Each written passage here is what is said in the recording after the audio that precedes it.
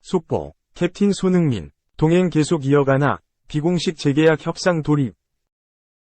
캡틴 손흥민, 30일 토트넘 호스퍼, 이 동행을 계속 이어갈 것으로 보인다. 현재 비공식으로 재계약 협상을 진행 중인 것으로 알려졌다. 만약 그가 올해 계약을 연장한다면, 지난 2015년 입단한 이후 세 번째이자, 2021년 이후 2년 만이다. 토트넘 내부 소식에 능통한 폴 오키프는 9일, 한국 시간, 소셜 네트워크 서비스, SNS를 통해 손흥민과 토트넘은 비공식 회담을 통해 계약 연장을 논의하고 있는 중이라고 소식을 전했다. 계약 기간이나 주급, 보너스 등은 아직 구체적으로 알려지진 않았다. 지난 2015년 여름 바이엘 레버쿠젠을 떠나 토트넘과 5년 계약을 맺은 손흥민은 지금까지 두 차례 재계약, 2018-2021년을 체결했다. 만약 올해 새로운 계약을 맺게 된다면 세 번째다. 현재 그의 계약 기간은 2025년 6월까지로 2년 남짓 남았다. 손흥민은 축구 클럽 재정 통계 매체 카폴로지에 따르면 현재 주급 19만 파운드, 약 3억 1,600만 원을 받고 있다. 이는 토트넘 내에서 1위다. 지난 시즌까지만 하더라도 케인이 20만 파운드, 약 3억 3,300만 원로 가장 높았다. 만약 새로운 계약을 맺게 된다면 이보다 더 높은 수준의 주급과 보너스를 받을 전망이다. 손흥민은 토트넘 유니폼을 입은 뒤 매 시즌 발전을 거듭하며 꾸준히 활약을 펼쳐왔다. 이적 첫 시즌은 적응 등을 이유로 고전했지만 이후 매 시즌 두 자릿수 득점에 성공하는 등 눈부신 퍼포먼스 속에 에이스로 발돋움했다. 지금까지 통산 377경기를 뛰면서 148골 80도움을 기록했다. 이 기간에 그는 비록 우승과는 인연이 없었지만 2021에서 2022 시즌 잉글랜드 프리미어리그 EPL 득점왕 23골에 오른 데다 2020에서 2021 시즌에는 잉글랜드 프로축구 선수협회 PFA 올해의 팀에 선정되는 영광을 누렸다. 또 2020년 국제축구연맹 FIFA 푸스카스상을 수상하고 2019년과 2022년 세계 축구 최고 권위를 자랑하는 발롱도르 후보에 오르기도 했다. 입단한 이래 줄곧 맹활약을 펼친 것에 더해 고위 관계자와 팬들에게 두터운 신임을 받고 있는 손흥민은 이번 시즌을 앞두고는 주장으로 임명돼 캡틴으로서 동료들을 이끌고 있다. 그리고 재계약 협상까지 진행하면서 토트넘의 레전드로 남게 될 가능성이 커졌다. 손흥민은 앞서 지난 3일 내 역할은 아주 쉽다. 모범이 되려고 노력하고 미소 지으려 하면서 경기장 안팎에서 책임감을 가지려고 한다. 계속해서 더 앞으로 나아가고 싶고 더 나아지기를 원한다. 고 강조하면서 토트넘을 이끌고 이번 시즌 더욱 높이 비상하겠다고 다짐했던 바 있다. 한국 축구는 위기인데 일본은 독일 원정 4에서 1대 승. 아시아 최초 기록까지 썼다. 일본 축구대표팀이 독일의 4에서 1대승을 거두는 대이변을 일으켰다. 지난해 카타르 월드컵 조별리그 2에서 1역전승에 이어 독일전 2연승이다. 특히 전장이 독일 원정이었다는 점에서 더욱 눈에 띄는 결과였다. 아시아팀이 독일 원정에서 4골을 넣은 건 일본이 처음이다.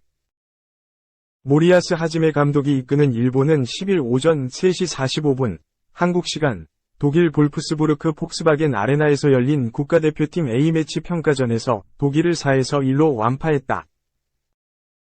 1에서 1로 맞서던 전반 22분 우에다 아야세, 페예노르트 위 결승골이 나왔고 후반 45분과 추가 시간 연속골로 독일을 무너뜨렸다. 국제축구연맹 FIFA 랭킹은 일본이 22, 독일은 15위다. 일본은 지난해 카타르 월드컵 조별리그 2조 첫 경기에서도 독일의 2에서 1 역전승을 거두며 월드컵 대이변을 일으킨 바 있다. 나아가 원정평가전에서도 독일을 4에서 1로 대파하면서 독일전 2연승을 달렸다. 독일은 월드컵 서륙은커녕 오히려 홈팬들 앞에서 4골차 실점을 당하면서 무너졌다. 독일이 1에서 4로 진 건 2006년 이탈리아전 이후 처음이다. 당시 독일 사령탑이 위르겐 클린스만 현 대한민국 축구대표팀 감독이었다. 여러 대기록도 남겼다. 우선 독일 원정에서 4골을 넣은 아시아팀은 일본이 사상 처음이다. 모리아스 감독은 한지 플릭과 감독과 맞대결에서 2연승을 거뒀는데 아시아 사령탑이 유럽 트래블 3관왕을 이끈 사령탑에 2연승을 거둔 것 역시 이번이 처음 있는 일이다.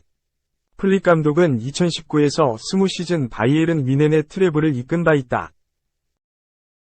한국과 일본의 격차는 더욱 벌어지게 됐다. 당장 클린스만호는 앞서 열린 9월 평가전에서 웨일스와 0에서 0으로 비겼다. 카타르 월드컵 이후 5경기 연속 무승, 3무 2패이다.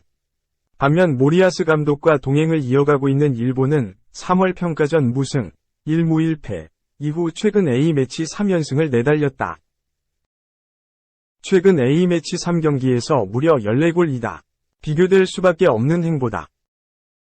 더구나 일본은 지난 6월에도 엘살바도르의 6에서 0, 페루엔 4에서 1대승을 거뒀는데 클린스만호는 같은 시기 엘살바도르와 1에서 1 무승부, 페루에는 0에서 1패배에 그쳤다. 클린스만 감독은 재택 외유 논란을 시작으로 유럽 현지에서도 논란이 끊이지 않는 데다 전술적인 역량마저도 위문부부가 크게 남은 상태다. 한국 축구가 위기에 빠졌다는 비판 목소리가 나올 정도다.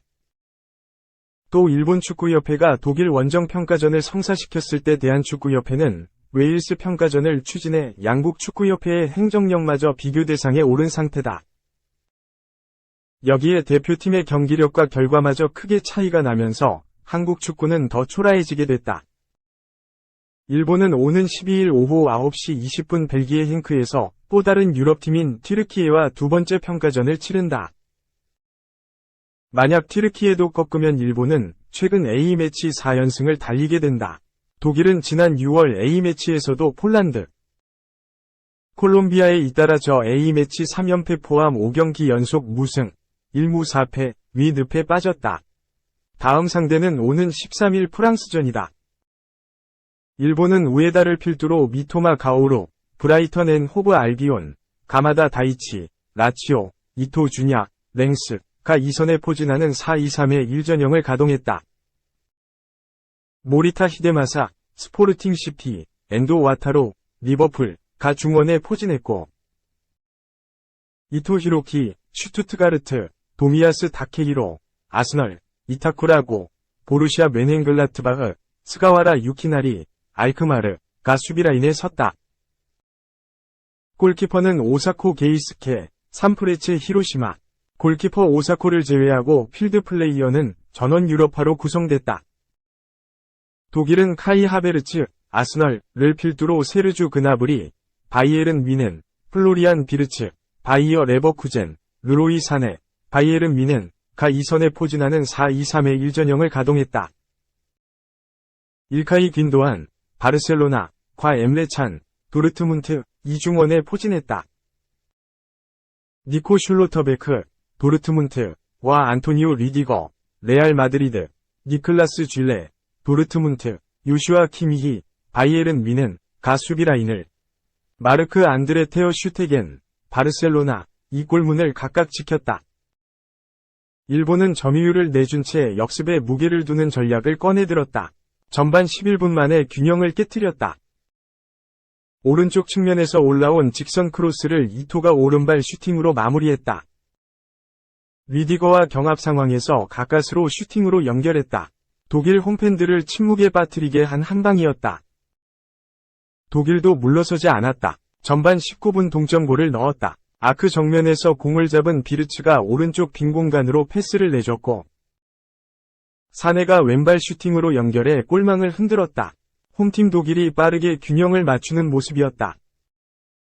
그러나 3분 만에 일본이 다시 리드를 잡았다. 이번에도 오른쪽 측면에서 공격이 시작됐다.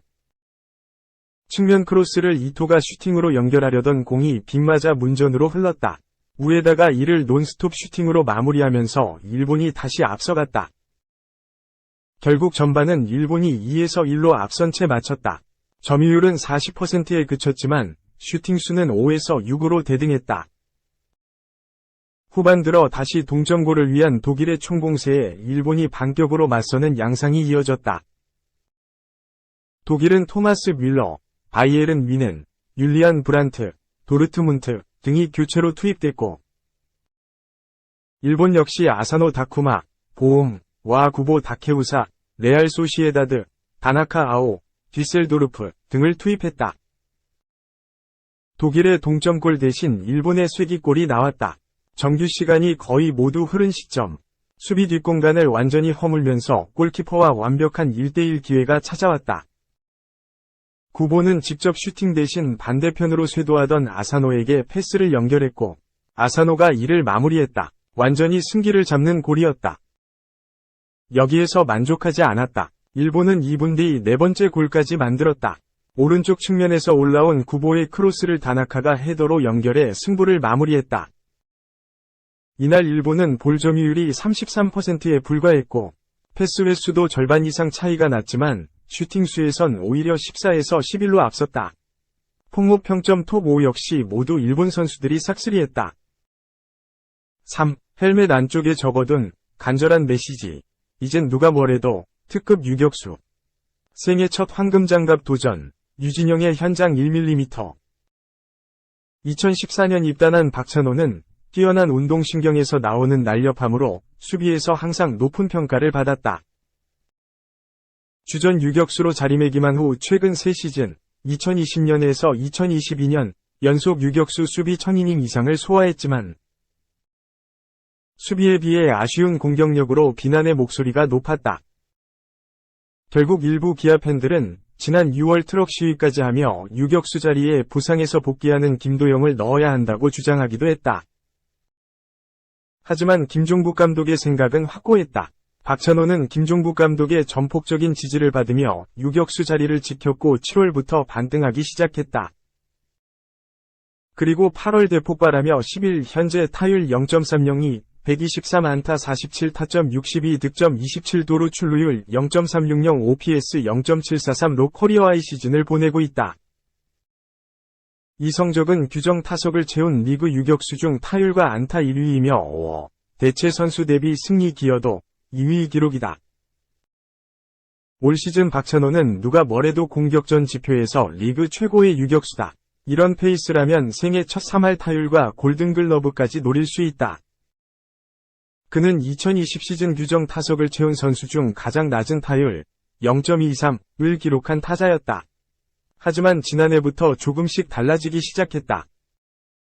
지난해 바뀐 타격 메커니즘으로 타율 0.272를 찍으며 개인 최고 타율을 기록했다. 박찬호가 공격에 눈을 뜨기 시작한 건 그만큼 간절함이 있었기 때문이다. 그 간절함은 헬멧 안쪽을 보면 알 수 있다. 지난해부터 박찬호의 헬멧에는 힘 빼고 가볍게 앞에 놓고 끝까지 스윙이란 글이 적혀 있다. 평소 타격에 관해 고민이 많았던 박찬호는 헬멧에 간절함을 적어 놓은 것이다. 헬멧은 야구선수와 떼려야 뗄 수 없는 필수품으로 박찬호는 항상 볼 수 있는 곳에 글을 써놓고 주문처럼 외우며 타석에 들어섰다. 글귀 덕분일까? 올 시즌 박찬호는 타석에서의 자세가 달라졌다. 공을 몸 앞에까지 끌어놓고 날숨을 쉬며 가벼운 배트를 돌린다. 보디 컨트롤이 되며 힘을 뺀 상태에서 스윙한다. 고정된 몸에서 돌리는 스윙은 마치 물이 흐르는 듯 부드러운 타격을 가능하게 했다. 기아는 타격에서 한 단계 진화한 박찬호의 활약을 앞세워 최근 무서운 상승세를 타고 있다. 지금 같은 페이스라면 생애 첫 골든글러브 도전은 꿈이 아닌 현실이 될 수도 있다. 2017년 김선빈 이후 6년 만에 기아 유격수 골든글러브가 탄생할 수 있을까? 1993, 1994, 1996, 1997 시즌 이종범, 2003 시즌 홍세환, 2017 시즌 김선빈에 이어 2023 시즌 박찬호가 타이거즈 골든글러브 유격수 계보를 잇기 위해 오늘도 달리고 있다.